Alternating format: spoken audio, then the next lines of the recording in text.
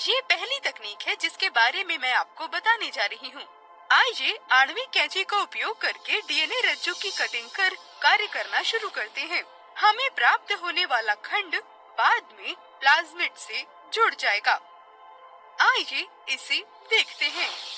मानव के जटिल शरीर की उदर गुहा में कई आंतरिक अंग होते हैं, जिनमें से एक है अग्न्याशय।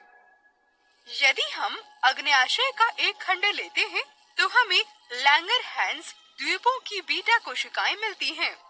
प्रत्येक बीटा कोशिका विभाजित होने से ठीक पहले अच्छी तरह से परिभाषित गुणसूत्र दर्शाती है।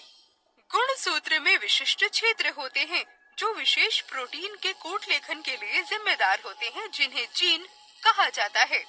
ऐसा ही एक जीन प्रोटीन इंसुलिन का उत्पादन करता है, जो रक्त शर्करा के स्तर को नियंत्रित करने में मदद करता है। फिर पहचाने गए जीन को डीएनए कटिंग एंजाइम द्वारा उपचारित किया जाता है, जिसे प्रतिबंधन एंडोन्यूक्लियस कहा जाता है। यह वांछित इंसुलिन उत्पादक जीन युक्त एक खंड को जन्म देता है। इसके बाद वांछित खंड एकत्र किया जाता है और प्लाज्मिड में जोड़ा जाता है, जिसे पहले जीवाणु से अलग किया गया था। प्लाज्मिड जीवाणु के वृत्ताकार अतिरिक्त गुणसूत्रीय कारक होते हैं, जिनमें एक प्रतिकृति उत्पत्ति, प्रतिजैविक प्रतिरोध जीन और प्रतिबंधन एंडोन्यूक्लियस कटिंग स्थल होते हैं। प्लाज्मिड को उसी प्रतिबंधन एंडोन्यूक्लियस एंजाइम के साथ उपचारित किया जाता है, जो दो चिपचिपे सिरों का उत्पादन करता है। इसके बाद एंजाइम लाइगेज जोड़ा जाता है।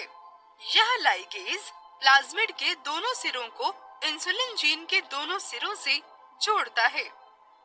दो अलग अलग जीवों से प्राप्त आनुवांशिक पदार्थ के खंडों के मिलने से बनने वाले ऐसे डीएनए को पुनर्योगज डीएनए कहा जाता है। इसके बाद पुनर्योगज डीएनए को ई कोलाई जीवाणु कोशिकाओं के साथ मिश्रित किया जाता है। कुछ जीवाणु कोशिकाएं पुनर्योगज डीएनए में प्रवेश कर जाती हैं। पुनर्योगज डीएनए युक्त जीवाणु कोशिकाओं को विकसित करने के लिए अगार माध्यम में प्रवेश करवाया जाता है। इसके बाद जीवाणु कोशिकाएं विभाजित होकर हजारों कोशिकाओं को जन्म देती हैं। प्रत्येक कोशिका में पुनर्योगज डीएनए होता है, जिसमें वांछित इंसुलिन जीन होता है। सारांश: गुणसूत्र में जीन होते हैं जो विशिष्ट प्रोटीन के लिए कोट लेखन करते हैं। इंसुलिन जीन इंसुलिन का उत्पादन करता है, जो रक्त शर्करा के स्तर को नियंत्रित करता है। जीन को प्रतिबंधन एंडोन्यूक्लियस द्वारा उपचारित किया जाता है। वांछित खंड एकत्रित किया जाता है और प्लाज्मिड में जोड़ा जाता है। प्लाज्मिड को समान प्रतिबंधन एंडोन्यूक्लियस एंजाइम द्वारा उपचारित किया जाता है। एंजाइम लाइगेज इंसुलिन जीन के साथ प्लाज्मिड से जुड़ता है।